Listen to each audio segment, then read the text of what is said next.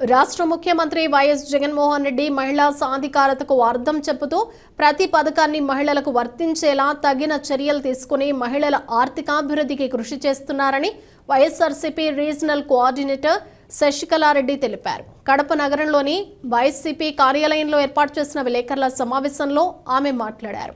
ఎక్కడ మహిళలు పూజింపబడతారో అక్కడ దేవుడు కొలువుంటారు అంటారు. అదేవిధంగా ఈరోజు మహిళా తల్లులకు పెద్దపీట వేసిన వ్యక్తి మన ముఖ్యమంత్రి జగన్మోహన్ రెడ్డి గారు. మహిళా పక్షపాతిగా ప్రతి పథకాన్ని మహిళల పేరిట వారి బ్యాంకు ఖాతాల్లో నగదు జమ అయ్యే విధంగా ఈరోజు వర్క్ చేస్తున్నారు మన ముఖ్యమంత్రి జగన్మోహన్ రెడ్డి గారు. అంబేద్కర్ గారు ఒకటే చెప్పారు, నేను నా దేశ పురోగతిని నా స్త్రీల పురోగతి బట్టి లెక్కిస్తాను అని చెప్పారు. అదేవిధంగా ఈరోజు ఎక్కడైతే స్త్రీల పురోగతి ఉంటుందో అప్పుడే దేశం కూడా పురోగతి చెందుతుంది అని మన కాన్స్టిట్యూషన్ సృష్టికర్తనే డాక్టర్ బిఆర్ అంబేద్కర్ గారు విశ్వసించారు. అదేవిధంగా ఈరోజు మహిళలను లక్షాధికారులను చేస్తాను అని చెప్పారు జగనన్న. అదేవిధంగా ఈరోజు మహిళల సంక్షేమానికైతేనేమి, వారి అభివృద్ధికైతేనేమి, వారి సాధికారతకైతేనేమి కృషి చేస్తూ మహిళా సాధికారతకు ఒక గొప్ప అర్థం చెప్పిన వ్యక్తి మన ముఖ్యమంత్రి జగన్మోహన్ రెడ్డి గారు.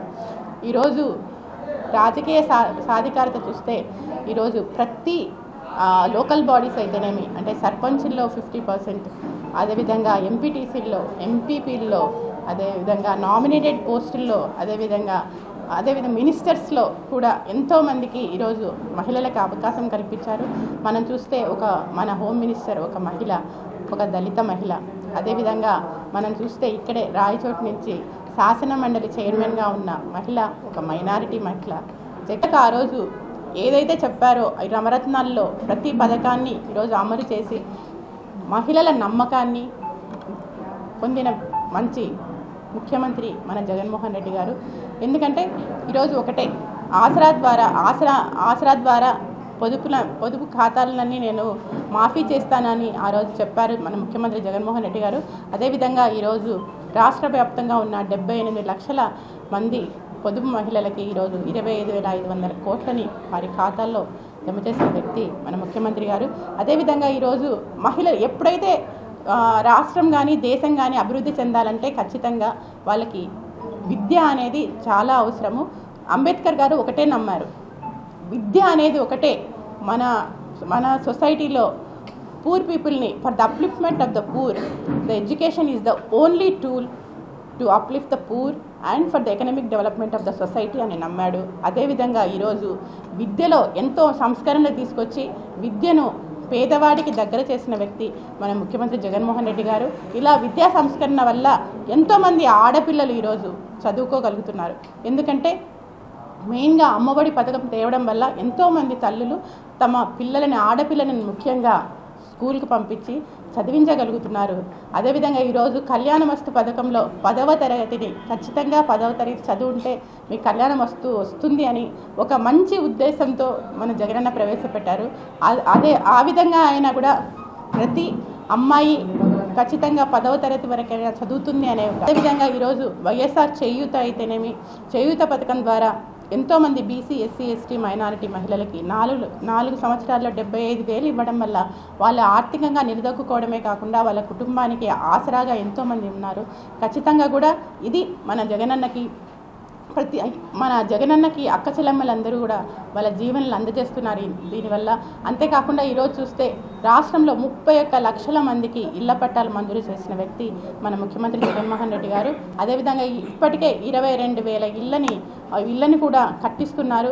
ఇది ఎప్పుడైనా ఇల్లు కట్టి చూడు, పెళ్లి చేసి చూడు అన్నారు. అంటే ఇల్లు కట్టడం, పెళ్లి చేయడం ఎంత కష్టమో అదేవిధంగా ఇల్లు కట్టడం కూడా అంతే కష్టము అనే ఉద్దేశంతో ఈరోజు ప్రతి తల్లికి కూడా ఒక ఆస్తి రూపంలో 5 నుంచి 10 లక్షల రూపాయలు ఈ విధంగా కూడా వాళ్ళకి ఒక ఆస్తిని ఇచ్చిన గొప్ప వ్యక్తి మన ముఖ్యమంత్రి జగన్మోహన్ రెడ్డి గారు. ఇలా చెప్పుకుంటూ పోతే ఎన్నో పథకాలు. 2014లో ఒక అబద్ధ హామీల వల్ల మాత్రమే, అంటే పొదుపు రుణాలు మాఫీ చేస్తానని, రైతు రుణాలు మాఫీ చేస్తానని చెప్పడం వల్ల ఆ రోజు ముఖ్యమంత్రి అయ్యారు. ఈరోజు ప్రతి ఒక్కటి ఆ అబద్ధం హామీలు 600 తర్వాత కూడా 600 హామీలు చెప్పారు, 6 కూడా నెరవేర్చలేదు.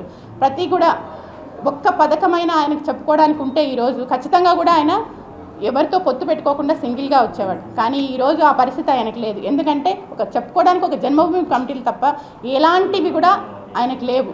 ఖచ్చితంగా ఈరోజు జగనన్న తన ఏమైతే చెప్పాడో చెప్పినవన్నీ కూడా చేసి చూపించిన వ్యక్తి, మాట తప్పని వ్యక్తి, ఖచ్చితంగా కూడా ప్రజల విశ్వసనీయతను చూరగన్న ముఖ్యమంత్రి మన జగన్మోహన్ రెడ్డి గారు.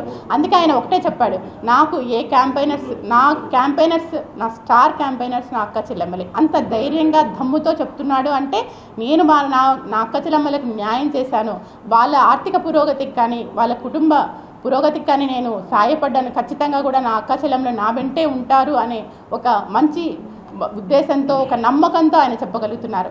కానీ అదే చంద్రబాబు నాయుడు ఆయనకి పవన్ కళ్యాణ్ కావాలి, పొత్తులు కావాలి, ఆయన పొత్తులను నమ్ముకున్నాడు. కానీ జగనన్న పొత్తు తన అక్క చెల్లెమ్మలే తన పొత్తు. తన జగనన్న వదిలిన బాణాలు ఈరోజు ప్రతి అక్క చెల్లెమ్మలు అని ఈ సందర్భంగా తెలియజేస్తున్నాను. అందరూ అంటారు, మీరు పథకాలు బాగా ఇస్తున్నారమ్మా, మీరు అభివృద్ధి ఎక్కడుంది అంటారు. మీరు అభివృద్ధి అనేది ప్రతి విలేజ్లో ఈరోజు చూస్తున్నాం. మనం ఒక విలేజ్కి వెళ్తే విలేజ్ హెల్త్ క్లినిక్స్ అయితేనేమి, రైతు భరోసా కేంద్రం అయితేనేమి, సచివాలయాలు అయితేనేమి ప్రతి దగ్గర కూడా మనకు కనిపిస్తున్నాయి. అదేవిధంగా village health centres, bedded hospitals ప్రతి మండల్ లెవెల్లో కూడా 30 బెడెడ్ హాస్పిటల్స్ ఈరోజు ఉన్నాయి. అదేవిధంగా ఎన్నో అర్బన్ హెల్త్ సెంటర్స్ ఉన్నాయి. మనం చూస్తే ఈ కడప జిల్లాలో ఒక మెడికల్ కాలేజీ కూడా పులివెందులకు వచ్చింది. రోజు జగనన్న వల్ల ఎన్ని ఉద్యోగాలు వచ్చాయండి? 4 లక్షల మంది వాలంటీర్స్ వచ్చారు, 1,20,000 మంది సచివాలయ ఎంప్లాయీస్ ఉన్నారు. అదేవిధంగా ఒక హెల్త్ సెక్టర్లోనే 55,000కి పైగా ఉద్యోగాలు హెల్త్ సెక్టర్లోనే వచ్చాయి. అదేవిధంగా డిఫరెంట్ సెక్టర్స్లో చూస్తే అవుట్సోర్సింగ్లో దాదాపు 6 లక్షల మందికి ఉద్యోగాలు కల్పించారు. అదేవిధంగా ఈరోజు ఈజ్ ఆఫ్ డూయింగ్ బిజినెస్లో నంబర్ 1గా ఈరోజు మన స్టేట్ ఉంది. అంటే అంత ఇన్ఫ్రాస్ట్రక్చర్ని డెవలప్ చేసి ఈరోజు జగనన్న ప్రతి ఇండస్ట్రీస్ని ఆకర్షితం చేస్తున్నారు. ఖచ్చితంగా